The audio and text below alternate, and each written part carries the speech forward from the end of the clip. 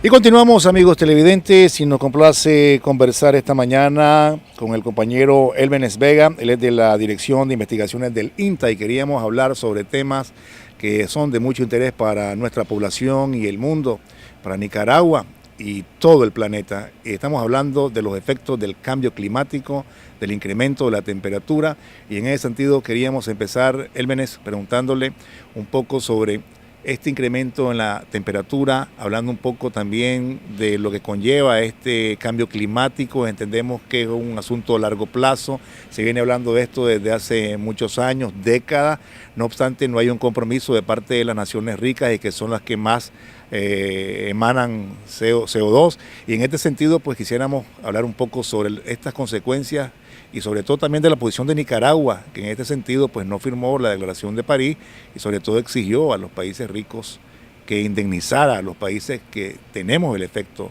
en mayor medida. Bueno, buenas tardes, agradezco la oportunidad y este espacio que sensibiliza bastante a la población y a los productores, ¿verdad?, que nosotros atendemos. La realidad es que el cambio climático es un hecho y el cambio climático se da más por efectos de hombre, de los efectos del hombre que de la naturaleza. El cambio climático es el cambio en el periodo, digamos, el tiempo atmosférico, es un periodo de tiempo ya estimado por el IPCC o las Naciones Unidas, un periodo de 20 a 30 años. Hay que aclarar eso, ¿verdad? Y que la variabilidad climática que se nos presenta como el niño y la niña son cambios de tiempo atmosférico, pero en periodo incluso de 6 a 1 o 2 años.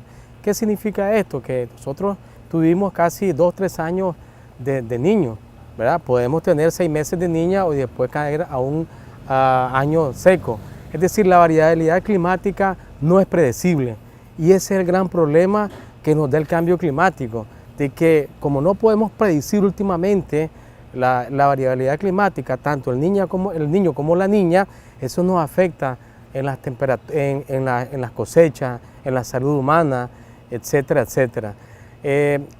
Si usted lo decía bien, las naciones poderosas son las que están afectando a que se incremente el cambio climático. Nosotros consideramos, o se está considerando, y se consideraba, mejor dicho, que a finales del siglo XXI las temperaturas iban a aumentar a 1.5 grados. La realidad es que no es así. La realidad es que van a estar a cerca de aproximadamente 2 grados o cuidado más. ¿Qué significa esto?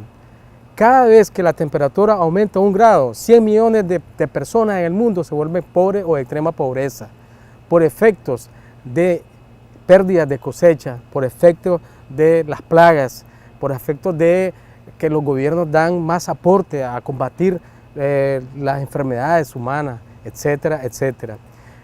Digamos que Nicaragua no produce ni el 0.03% de emisiones de gases. Por eso es que Nicaragua, entre la COP15 en Francia, hizo la demanda para que lo apoyaran los otros países en contra de los países ricos, que son los que están incrementando las emisiones de gases arriba de 400 partes por millón.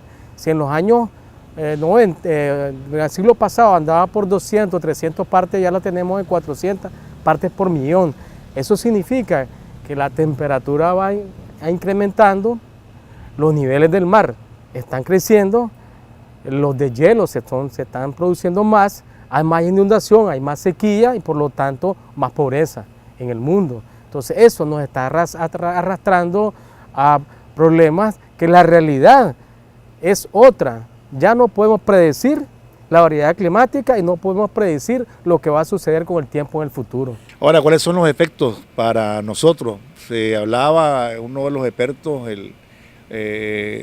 hablaba de problemas en las cosechas, y usted mismo lo ha mencionado, problemas con el café, con la producción del café, que es uno de nuestros principales productos de exportación. También se habla de los granos básicos, se habla de situaciones que podrían generar aún mayor dificultades, ¿no?, sí, para nuestro desempeño. De hecho está demostrado por modelos estadísticos y modelos de medición del tiempo, predicciones a 30, 40, 50 años, que al 2050 las zonas cafetaleras van a ser bien golpeadas, porque la temperatura, digamos, a los niveles donde se produce café con calidad están aumentando. Al aumentar producís más enfermedades y la calidad del café se te baja. Entonces esas áreas de café van a tender a desaparecer, ¿verdad? Hay que buscar nuevos cultivos o nuevas variedades para producir en esas regiones. Igual cacao, el cacao la temperatura te va a incrementar y en las zonas de cacao eso va a hacer que incluso las floraciones del cacao sean muy dispersas o no uniformes, que los rendimientos van a ser bajos. Y lo otro, los granos básicos, en especial el maíz y frijol. El frijol, al aumentar la temperatura, el frijol aborta. Y con la sequía, peor, los rendimientos se bajan. El maíz, igual, al aumentar la temperatura, no hay una sincronización floral de la flor masculina con la femenina. Entonces no cuaja bien el maíz, como decimos nosotros, y los rendimientos son pocos. Entonces la solución a esto es, como nosotros como INTA estamos buscando alternativas que se adapten a esa variabilidad climática, a esas condiciones climáticas. Y hablando también de las zonas productivas, la tierra, también hay un efecto ahí también negativo, ¿no? Es ampliamente negativo e incluso desaparece la biodiversidad nativa, porque cuando hay un mal manejo de suelos, ¿verdad? Excesivo laboreo, las quemas agrícolas, eso hace que se incrementen, digamos, cuando llueve y la tierra está seca por efecto de la sequía, fácilmente se erosiona. Igual en la zona llana, cuando hay un excesivo laboreo, ¿verdad? Donde se siembra cultivos intensivos, maní, caña de azúcar o ganadería, y no se hace un buen uso del suelo, cuando la tierra está seca y viene el agua, no se infiltra mucho el agua, hay menos agua para la población, pero también el suelo se arrastra, que es la capa más fértil que tenemos para producir. Eso hace que tengamos que producir con mayores costos, menos rendimiento y menos agua para la población. Usted hablaba también del costo que tiene que ver con millones de seres humanos que se vuelven más pobres. Y también hay efectos que son terribles para las especies. Se habla de especies que pueden extinguirse. También se habla de pérdidas humanas que posiblemente ya están inclusive hasta calculadas. Claro, nosotros vemos últimamente en los cultivos agrícolas, voy a empezar pues, ya se han disparado, digamos, plagas que antes las considerábamos secundarias. El productor decía, el cogollero es una plaga secundaria que yo la puedo controlar fácilmente. Ahora el cogollero, las poblaciones de cogollero en los maizales se nos han disparado. El ácaro blanco en tomate casi se hace imposible de controlar. La última plaga que acaba de salir últimamente, que es el pulgón amarillo en sorgo, que arrasa con toda la hoja del sorgo, es otro por efecto del cambio climático. En maíz tenemos la mancha de asfalto que quema completamente el maíz.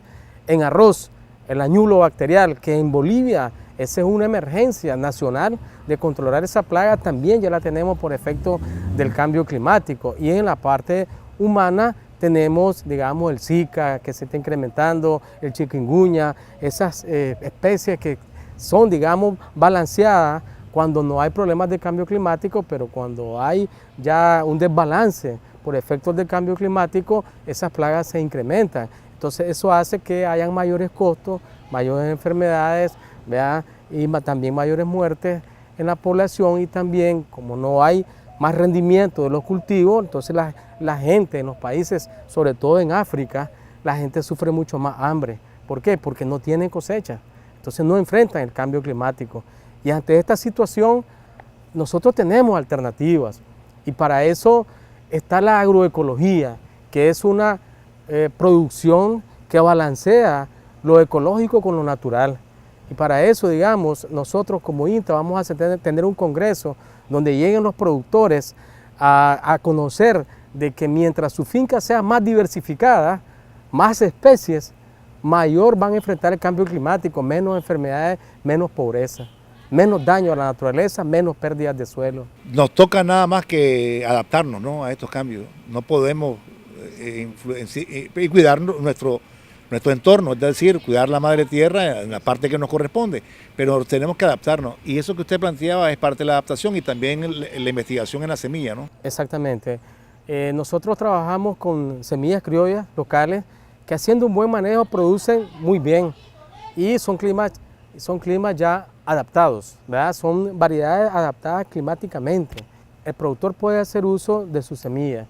Además de eso, si el productor o los productores hacen obras de conservación de suelo y agua, cosechas de agua, siembran en contorno, en curvas a nivel, con semillas locales, un buen manejo de suelo, diversifican su finca, es decir, en vez de solo estar produciendo maíz, yo voy a producir mi milpa que tiene maíz, pipián, frijol, 4 o 5 productos en una sola área. Eso diversifica y hace más fácil que enfrentemos el cambio climático. Entonces la base de esto está en diversificar, manejar bien nuestro suelo, nuestros recursos naturales y utilizar nuestros recursos locales que tenemos en nuestras fincas. Muchísimas gracias por esta entrevista, Elbenes, y nosotros vamos a continuar con el programa.